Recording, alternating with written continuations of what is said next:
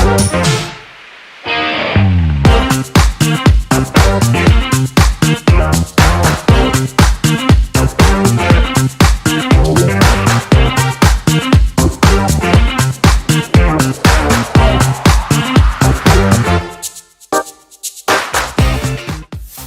everybody, this is Millie in the City for Beyond Me, the show. Do I have a treat for you today? I love her. I have New York Times best-selling author Jane Green. Oh my gosh, how are you, beautiful? I am wonderful, Millie, and I'm thrilled to be with you this morning. It's lovely to see you. Thank you for inviting me on. You absolutely look so fabulous this morning. The glasses, it's the glasses for me. Thank you. It's they're actually my reading glasses, and also my eyelashes are a bit wonky, so they hide that. So yeah. So I'm scrolling through. I got to tell you how I came across you.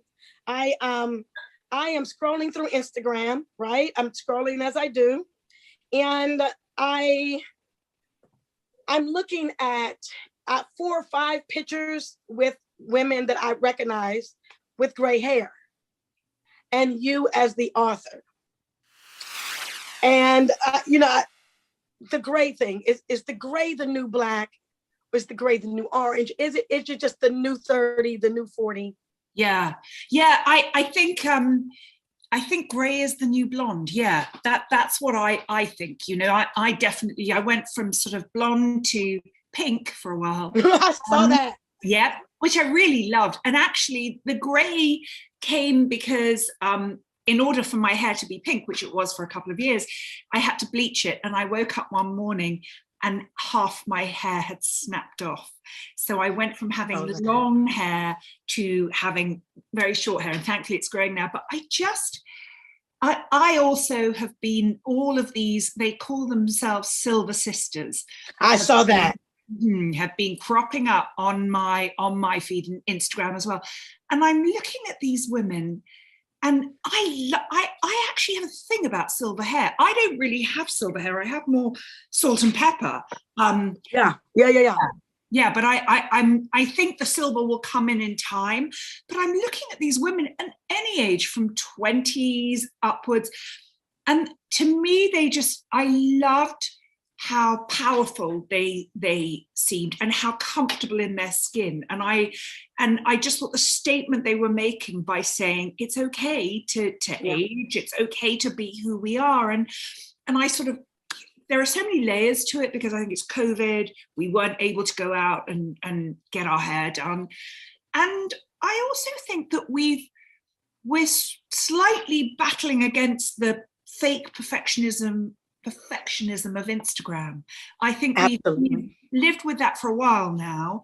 And I think this COVID has been a bit of a wake-up call. And it's like, we're just fed up with perfectionism and with the filters. And yeah, certainly women my age, I'm loving seeing the younger women doing it as well. But and so for me, just letting the gray in is very much, a statement.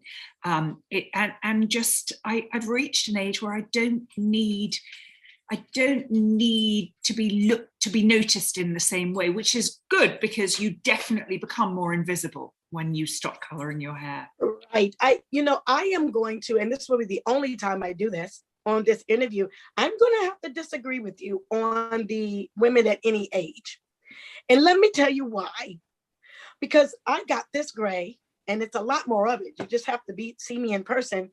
Honestly, I got it honestly. So women coloring their hair silver, I feel like, get it honestly, like I did. Oh yes. I totally agree with that. But actually, I'm surprised at how many. I agree. 20-somethings. No, they have their gray cut. They've turned gray, and they're letting it go. And that, I think, is very beautiful to have. To have this sort of gorgeous young face, and then the shock of silver hair. It's just stunning. Yeah. I'm waiting. I'm hoping, because mine is, I think, about 60% gray. Yeah. And maybe about 60%. So I'm not even going to color it. I used to hide it. So I've read all about you. So I do understand. When I read some of your articles, I thought to myself, me too. So my hair was dark brown. So I got the dark brown covering when I saw a little bit of it. And then let me tell you, I couldn't do it anymore. I said, let me just go gray. Now, the good thing about the young people is now in the beauty supply stores where I am, since the Rihannas have done it, right? And things of that nature, they have gray crochet and sometimes gray braids. I haven't done the braids, but I've done the gray crochet until. So I was rocking it. I'm taking pictures. I'm loving it. It's full. It's amazing. Until one of my friends said, and she's a radio personality. I will not mention her name. And she said, oh, I thought you were just doing that for show. I'm like, no, I'm really great. Yeah. Then I let her quickly, and I know she didn't do it on purpose. I let her quickly kind of change my mind. And then you have I always speak to everybody. There's a lady that in my neighborhood. She's like, oh, you know how they look at it? Mm-hmm. You know what I mean? Like, so you're just gonna, because you know what I'm doing. You know exactly what I'm doing. Mm-hmm. You're just gonna let it. And then I didn't think about it at all until they both said that. But here's something that I think is really interesting. I think we traditionally have always thought of women who let their hair go gray as having somehow given up. It's like, and you don't have to give up. I have a full face of makeup on. I've got my lashes, I've got my jewelry. I can still glam it up with the best of them. And you can do that and still have gray hair. It doesn't mean that it's all over and you're sinking into the next stage of your life and you're never going to leave your bed again. Right. Because I think I equated it with old age until I found out that gray is hereditary. So I'm looking at my mom like, thanks, Mom. But also wisdom.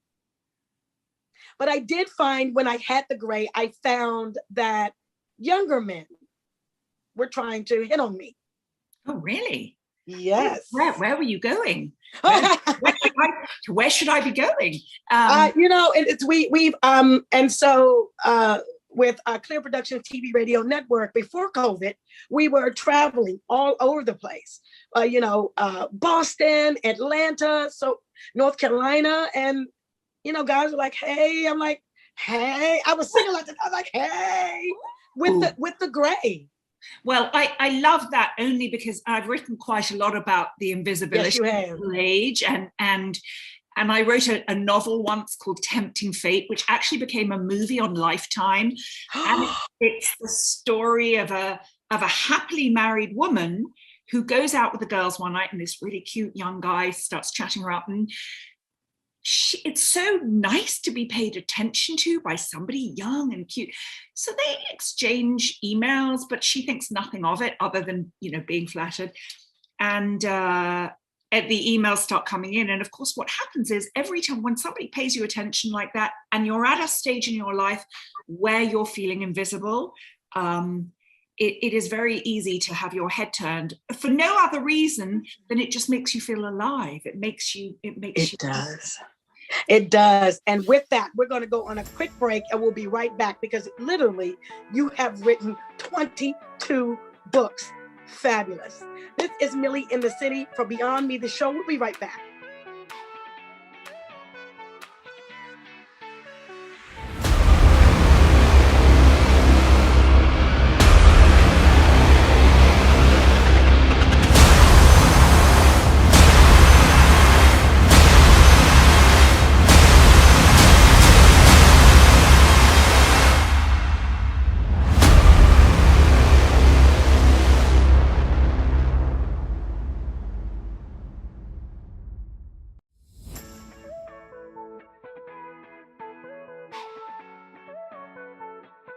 Welcome back. This is Millie in the City for Beyond Me, the show, and I'm on with the beautiful, stunning New York Times best-selling author, Jane Green. Oh, I thank you for taking the time to speak with me today. Oh, this is the highlight of my weekend, and I'm just thrilled that you invited me here. Thank you. Thank you. Now, I originally looked at the article and looked at the gray, and I thought, awesome article. But once I started doing my research, 22 books. Ooh, so you said you are bed addicted. Does that mean you've been reading in bed this whole time? Well, I'm very binary. I'm in that I either have a ridiculous amount of energy and I run around like a lunatic, accomplishing more in a day than is should be humanly possible, or I'm in bed. But I mean, I can stay in bed for weeks very happily. Now, bed for me, it's not about sleep.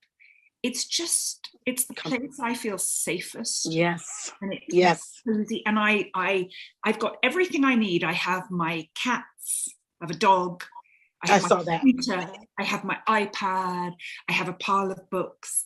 I just can very happily, I can write. I don't generally write in bed. I like to get up and write, but certainly if I'm going through when the switch is off, bed is where you'll find me. I love it. You have a new book coming out, but I just couldn't wait to speak with you. Tell us a little bit the name of it, a little bit about that, because I know you kind of did a snippet of what you're going to be doing on Instagram. Yeah. Well, I've done a real swivel actually, because I've all the books I've written have been about women like us and our lives and dealing with, boyfriends, husbands, aging parents, children, teenage, all of it. And my editor then said to me a couple of years ago, have you ever thought of doing historical fiction? And I thought, well, I'm not that interested in doing a World War II book. That's very popular right now. And I'm not so sure about old, history. It's not really my thing. But the era that I'm obsessed with is the 70s. Oh, I should have aged in the 70s. Everything.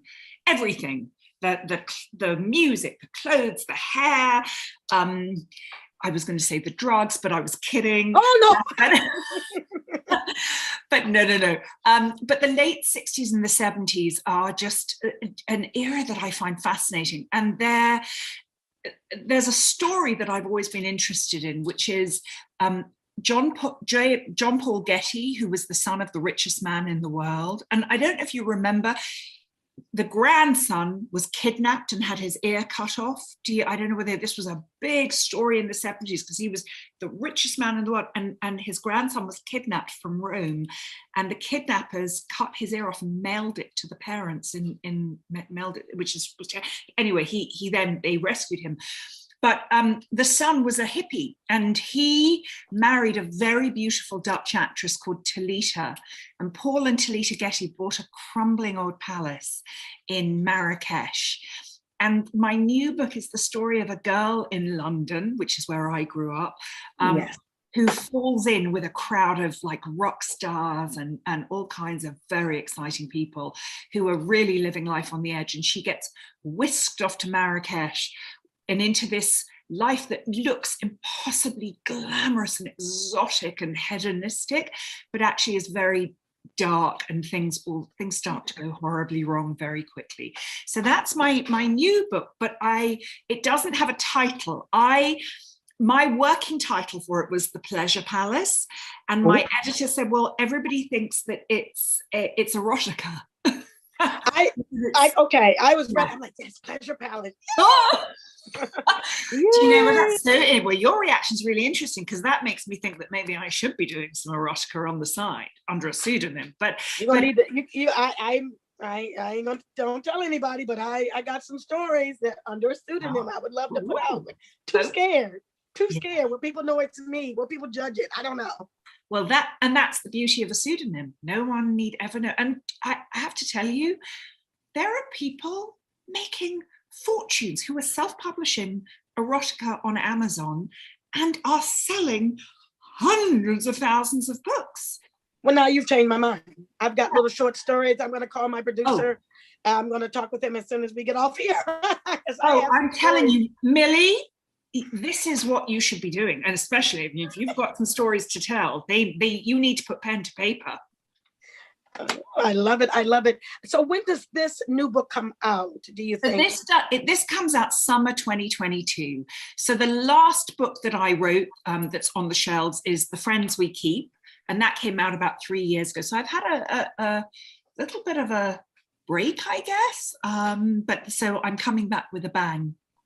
Yeah, you have been busy. I've seen everything. You fell in. We'll talk about that later. But I saw that you fell in love with your. Is it you? Was it your neighbor in 3 days? My landlord. No, I was married. I had 4 tiny kids, and I was terribly unhappy. And we had a fight one day, and my former husband said, "What do you want me to do? Do you want me to leave?" And it was like, I remember having this vision of the hand of God coming down and opening up an exit door.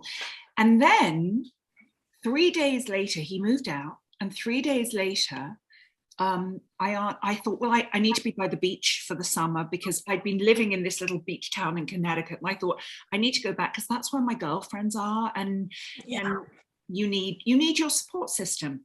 So I looked online. I found an ad for a tiny little beach cottage on Craigslist. So he always still says, "Oh, we met through Craigslist," but there was a tiny little beach cottage. I picked up the phoned the number. The landlord answered, and he said, "We know each other, Jane. We've met through friends." And he was somebody that I had met a handful of times through friends. So I moved into this tiny little beach cottage with my 4 little kids, and of course fell completely in love with living by the beach, and shortly thereafter fell completely in love with my landlord, who is now my husband. So that's my love story. Oh God, I love your love story. I have a little bit of one of my own, but I want to get quickly back. We do have to take a break. The Friends We Keep, just the title of that has the hairs. You can't see them now, but has the hairs on top of my skin, because I have stories about friends, and why did we keep them so long? Why were they friends? Were you the same friends? Are they the same friends to you as you are to them? And so I think I'm going to have to pick up that book. If I pick it up, maybe you can sign it for me, because I would love. I will send you a signed copy. Actually, I would love that. I would love to read that. And you know what else I can do? I can also send you a signed copy of my cookbook. So I have a cookbook. Yes. So I would love that. I wouldn't mind, my daughter and I started, not really a book club. We started to read some books. I forgot the name of the first book, but it was so interesting. So if you send me 2, I will gladly pay. Oh, no, it would be my pleasure. How old is your daughter? 26. I know. I look 26. I know. No. I thought you were going to say younger. Actually, I was going for a high teen. I was thinking you were going to throw out a high teen, but that is isn't that? I'm going to cut you off really quick. On that note, I got to take a quick break, and so we'll be right back. This is Millie in the City for Beyond Me, the show. We'll be right back.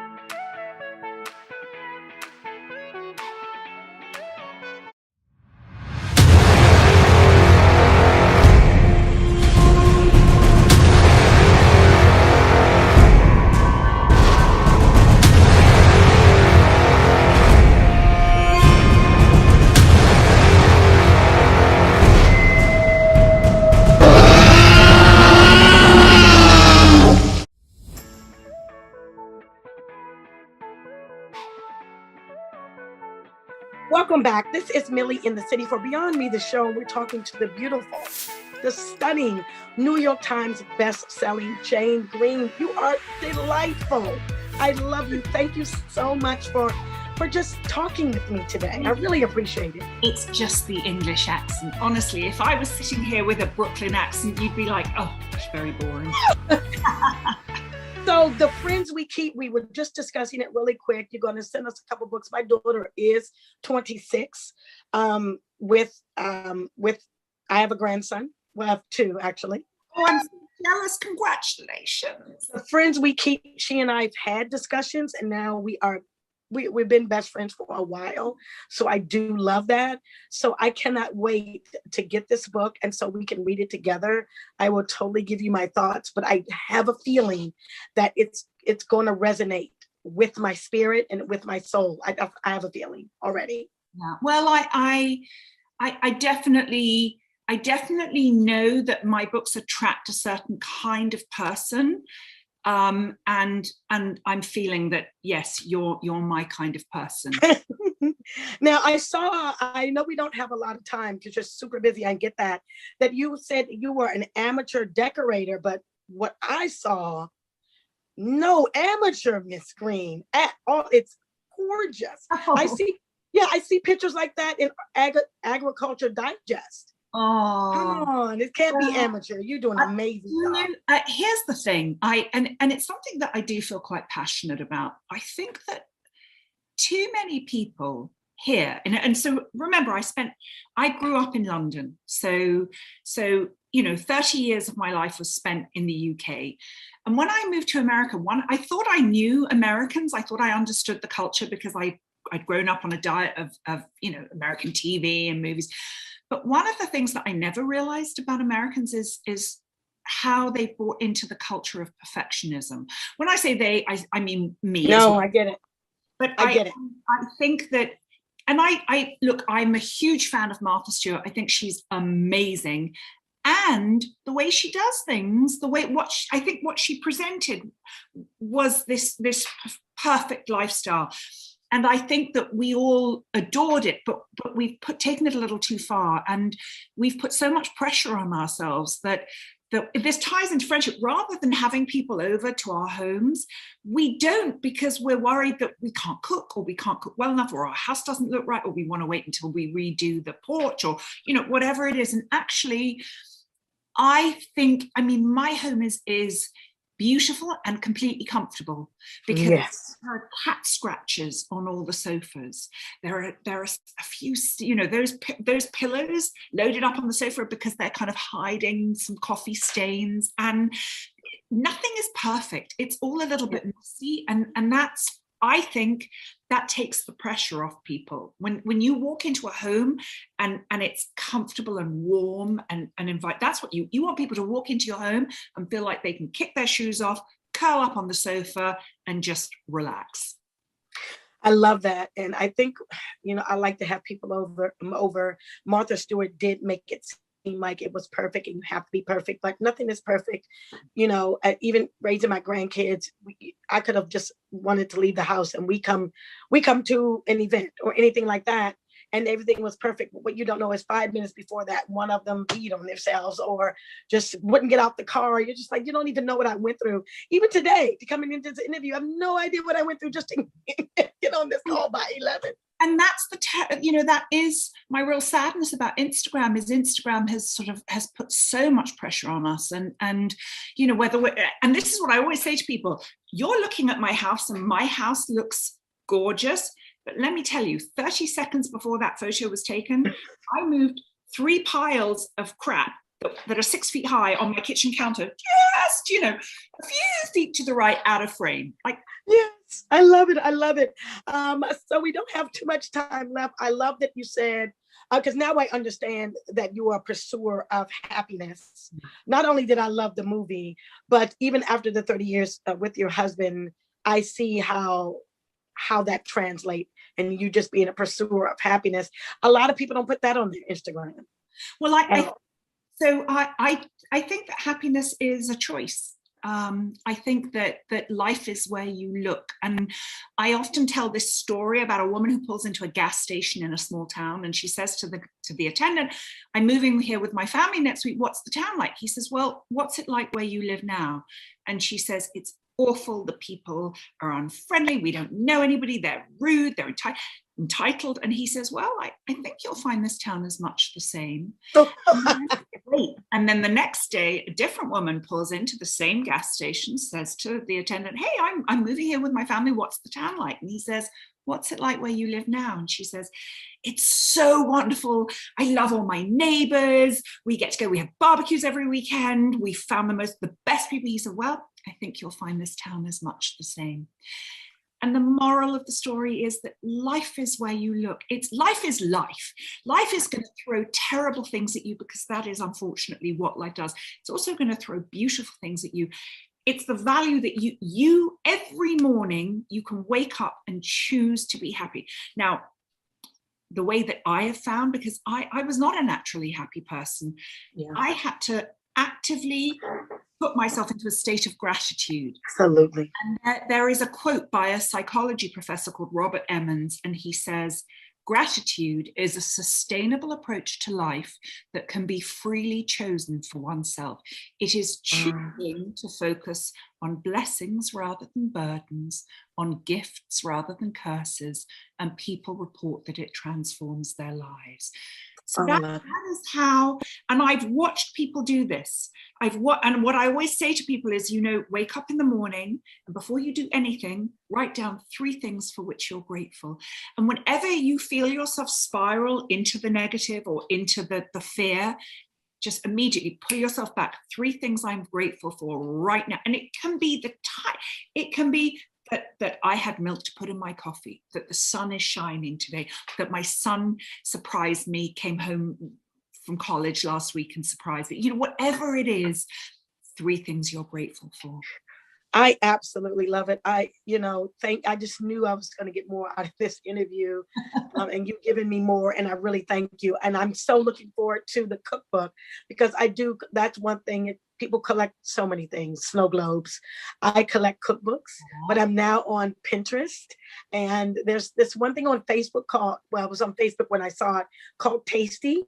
And I've done some recipes on that. But I really want to say thank you again, and good luck on your next book. I can't wait for the actual title of it. Well, I would love to come back when it comes out next summer, and we can talk about all kinds of other things. Yes, we can. And the erotica privately. Well, I was going to say, and perhaps, yes, you'll send me your erotica short stories. I love it. I love it. Thank you again. I can't wait for this book to come out. We will surely have you back on when it does, so we can talk about it and just explore. And you have a great weekend, because I feel like you will. I feel like you will. Thank you, Millie, and you too. And it was just lovely meeting you. Thank you so much. This is Millie in the City for Beyond Me, the show. Pretty deuces. Bye-bye, guys. Check me out next week.